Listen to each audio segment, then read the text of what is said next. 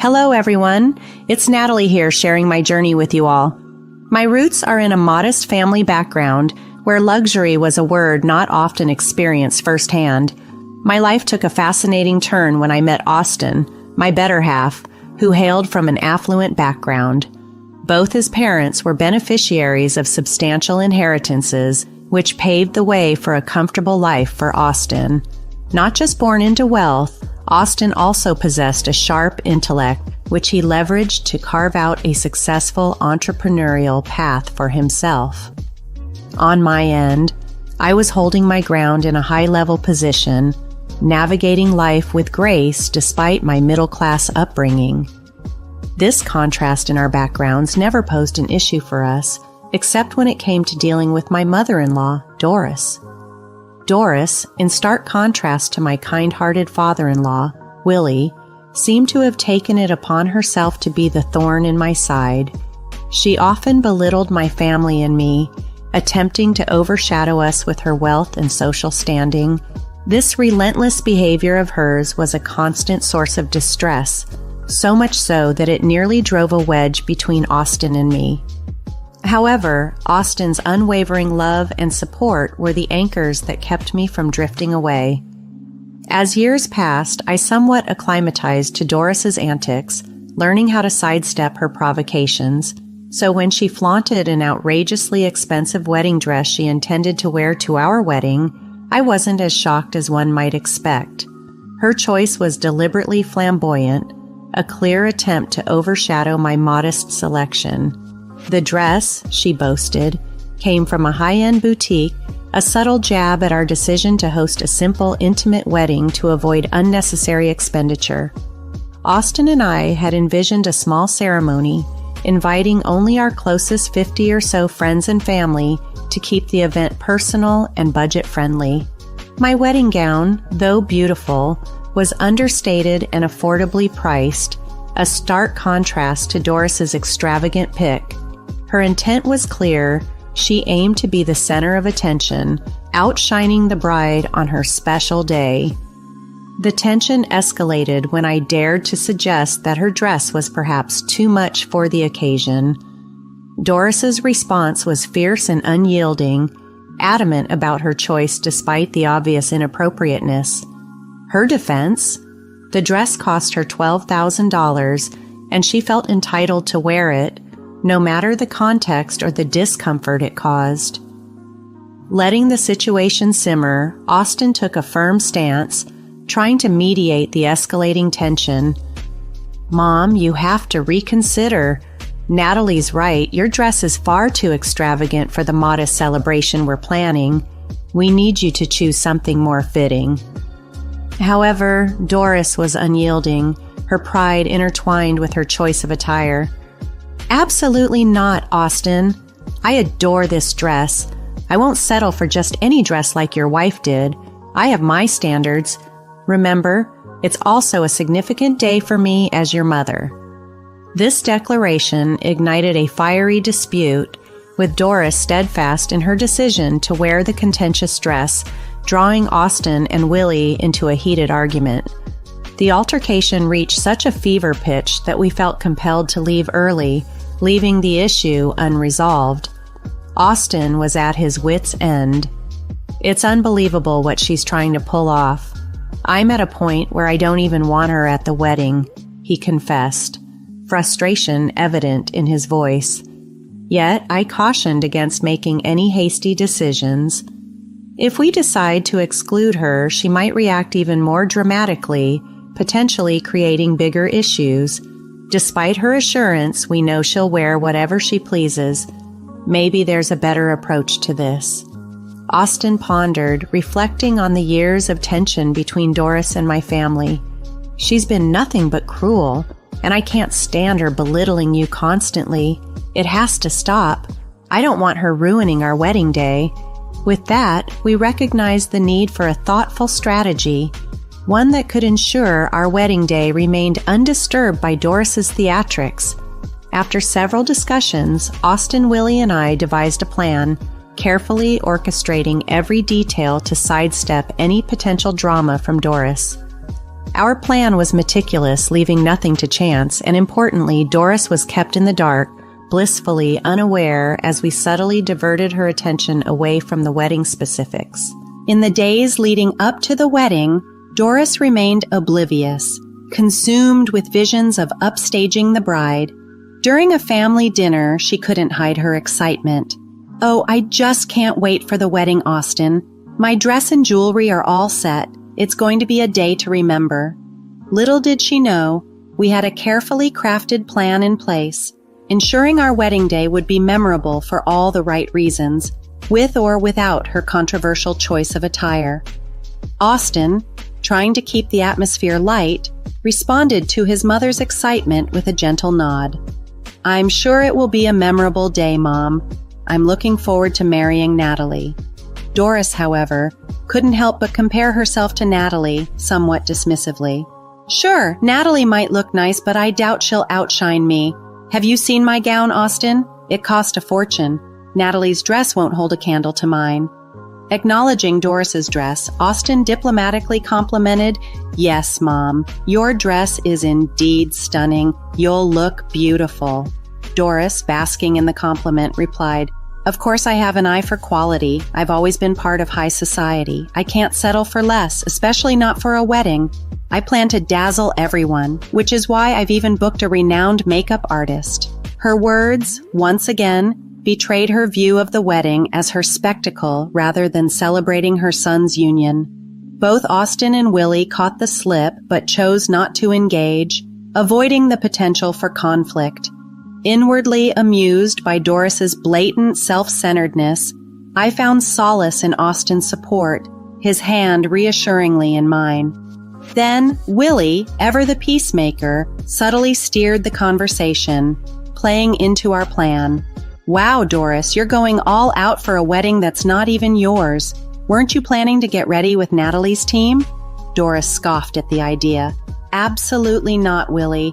I demand only the best. As the mother of the groom, it's only fitting, and I'll be getting ready at home, away from the crowd. I'll have my precious jewelry with me. The risk of theft is too high among people unaccustomed to such luxury." "Getting ready at home sounds like the best plan," Willie agreed, aligning perfectly with our strategy. "With all your preparations, it makes sense for you to have your space. I'll be heading to the venue early with Natalie to get ready there. We wouldn't want to rush you and risk ruining your makeup."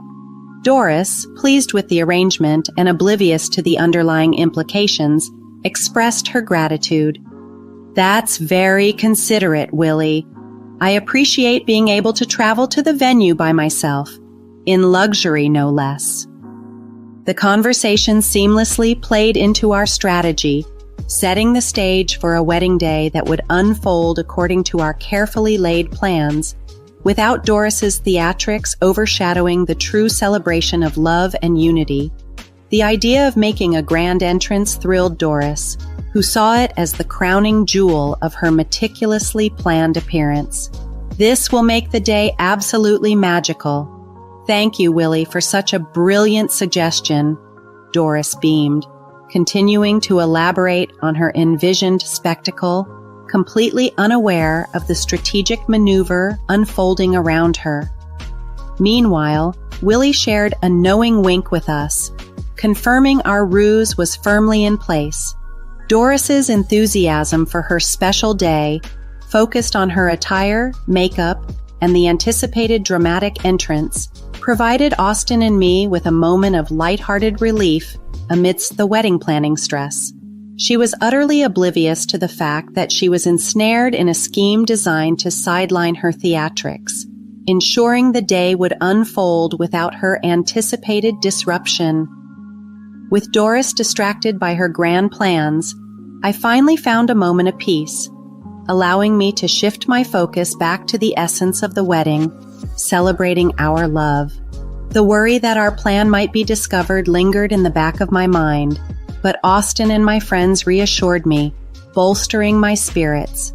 Everything was arranged flawlessly, and for the first time in a long while, I was genuinely excited about my wedding day. It felt like reclaiming the day as ours, not overshadowed by Doris's grandiose expectations. The wedding day dawned bright and beautiful, the weather perfectly mirroring my hopeful mood. Willie, ever so reliable, arrived at the venue early, checking in to ensure all was proceeding as planned. His presence was a comforting reminder of the support system surrounding us.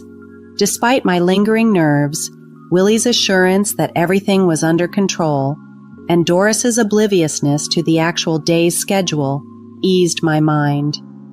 "Don't worry, everything's on track," Willie reassured me, his words a balm to my anxious heart. Expressing gratitude to Willie felt inadequate for the monumental role he played in ensuring the day remained ours. He had become more than just a father-in-law. He was a cherished member of my family. "Your family, and that's all there is to it," he said, emphasizing that the day would unfold exactly as we envisioned, with the focus solely on the celebration of our union.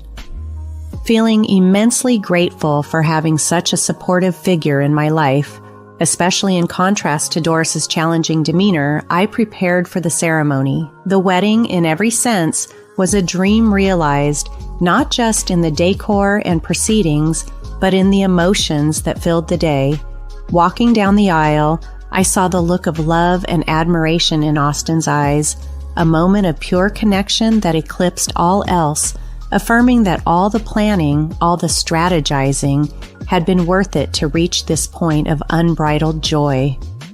As I walked down the aisle, tears welled up in both my eyes and those of my newlywed husband.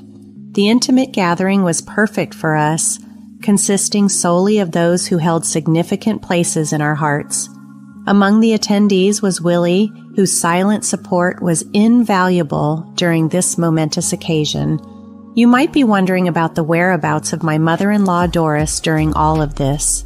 She did make an appearance, but not in the way she had envisioned. Dressed in her extravagant $12,000 gown and adorned with diamond jewelry, Doris expected to be the center of attention as she stepped out of her luxury car.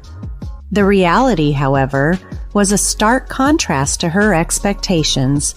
She was greeted by an empty venue, a sight that left her both shocked and slightly panicked, as evident from the confusion and urgency in her voice when she phoned Austin. "Austin, what's happening? Why is nobody here? I can't find anyone, and the staff are no help. Where is everybody?" she inquired, bewildered. "We're at the real wedding, Mom. The one you weren't invited to," Austin explained, trying to suppress his laughter, imagining the astonishment on Doris's face. Even Willie couldn't help but smile at the unfolding scenario. Doris's confusion escalated, prompting me to interject with a slight tease, highlighting the irony of her situation given her usual poise and sophistication. Her frustration was palpable as she directed her ire towards me before turning back to Austin in search of clarity. Austin clarified, "Yes, Mom, you're at the wrong venue. We did initially book that place, but opted for a more suitable location where we just got married." Her disbelief turned into desperation as she tried to grasp the reality of the situation. "You already got married? How could you not inform me sooner? This is absurd." Attempting to cut through her denial, Austin firmly reminded her of the boundaries we had set. "Mom, I made it clear you weren't invited to the actual wedding." Doris's refusal to accept the truth was evident. She clung to the belief that this was all an elaborate prank, unable to fathom that her son would intentionally exclude her to prevent any disruptions she might cause. As her disbelief persisted, Austin's patience wore thin. His frustration boiled over into anger as he confronted her delusion head-on. It was a moment that underscored the lengths we had gone to ensure our wedding day remained a celebration of our love, untainted by drama or interruption, even if it meant making the difficult decision to exclude someone so integral to our lives. Upon Doris's insistent interruptions, Austin firmly stated his stance. After everything you've done, especially with your outrageous dress intentions, how could you think I'd want you overshadowing Natalie on our day? You're my mother, yes, but that doesn't excuse your actions. Doris, indignant, couldn't grasp why her choice of dress would lead to such a fallout. I'm your mother. It's my right to celebrate too. I can't believe you're sidelining me over a dress. Austin was unwavering. No, Mom, this isn't about your right to celebrate. It's about our right to have a day focused on us, not clouded by your attempts to belittle Natalie. I've tolerated your behavior for far too long, but not today. This day belongs to us. With those final words, Austin ended the call, despite Doris's persistent attempts to reach out to him and even Willie. We continued to celebrate with our loved ones, trying to keep the unwelcome drama at bay. During a brief moment alone, my phone rang, displaying Doris's number. Bracing myself, I answered, only to be met with her furious accusations. You've bewitched my son against me. You orchestrated this whole scenario, exploiting his loyalty to you over our family bond. Responding calmly, I clarified, Doris, you're mistaken. Austin makes his own decisions, guided by what he believes is right. His choice to exclude you was his own, though I won't deny that I supported it. Doris's anger spiraled, accusing me of jealousy and manipulation. I countered, emphasizing that her actions and hostility towards me and my family were the true sources of any discord. I expressed pity for her inability to see the situation for what it was, assuring her that Austin saw through her behavior without my influence. Her threats to confront me at the reception were met with indifference. Threats won't work on me, Doris. If you believe your presence is wanted, by all means attempt to join us. I returned to the reception, aware that Doris's potential entrance would only serve to isolate her further. The community gathered there supported our decision, understanding the necessity of keeping our celebration focused on love and unity. As anticipated, Doris's dramatic appearance only showcased her unwillingness to accept the boundaries we had established, resulting in an inevitable public fallout that underscored the justification of our choices. Her actions, rather than causing disruption, only cemented the solidarity among our guests, leaving her standing alone outside the circle of celebration when Doris, clad in her lavish wedding attire and meticulously done makeup, was denied entry by the venue's security. Her frustration became a spectacle. Her attempts to force her way in made her look out of place, causing a stir that captured the attention of our guests who gathered to see the unfolding drama. Austin, upon seeing his mother's disruptive behavior, confronted her with visible frustration. Mom, what's going on with you? I made it clear you weren't welcome today. Why can't you respect our wishes? Doris, playing the victim, accused me of orchestrating her exclusion, suggesting Austin was merely succumbing to my alleged jealousy. Son, this is all her doing. She's envious of me, Austin retorted, emphasizing the absurdity of her claims. Mom, listen to yourself. Jealous? You're the one who intentionally chose an opulent dress to overshadow my wife despite knowing our budget constraints. This wasn't about looking pretty, it was about making a statement at her expense. As Doris sought sympathy from Willie, hoping he'd side with her, the guests' disapproval was palpable, their expressions ranging from disbelief to disdain for her antics. Willie, however, was far from sympathetic, his patience with Doris exhausted. That's not just any dress, Doris. It's meant for a bride. You're out here causing a scene, trying to defend an indefensible position. Look around, nobody here supports your logic. Doris's attempt to justify her actions by disparaging our guests only fueled the fire. They don't understand my standards. They're not from our social circle. Willie's rebuke was swift and firm, signaling a definitive break in his tolerance. Enough, Doris. You've gone too far. Insulting my son's wife and her family is where I draw the line. You're not just attacking them. You're attacking me. They are my family now. His defense of me, referring to me as family, was both shocking and heartwarming, solidifying the bond we'd formed. Doris's outrage at being publicly reprimanded by her husband was palpable. "Willie, how dare you take their side over your wife's? We're supposed to be above them."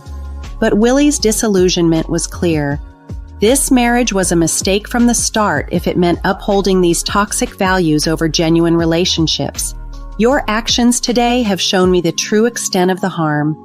In that moment, it was evident that the ties that bound us were not of blood, but of respect, understanding, and mutual support.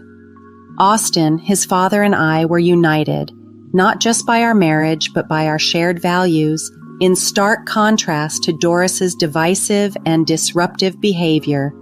Willie's declaration was clear and final. "I'm putting an end to this madness, Doris. I can't bear another day with your toxicity. It's over between us."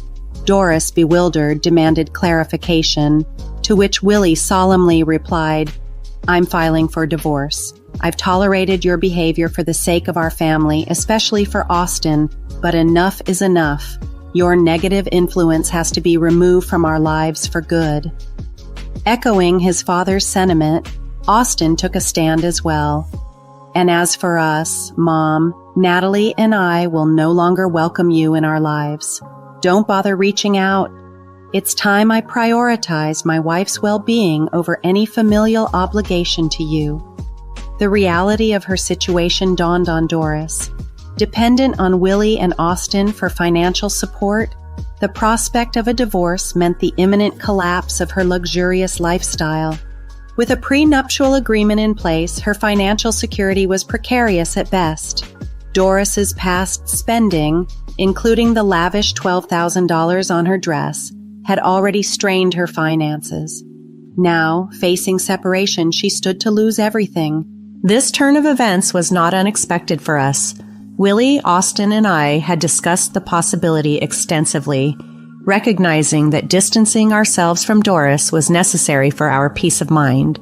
Doris, however, was blindsided by the unified front against her, never imagining her actions would lead to such dire consequences. Her desperation became palpable as she realized the gravity of her situation. Tears streaming down her face, she pleaded with Willie and Austin, unable to accept the reality that her own actions had precipitated her downfall. "It's just a dress.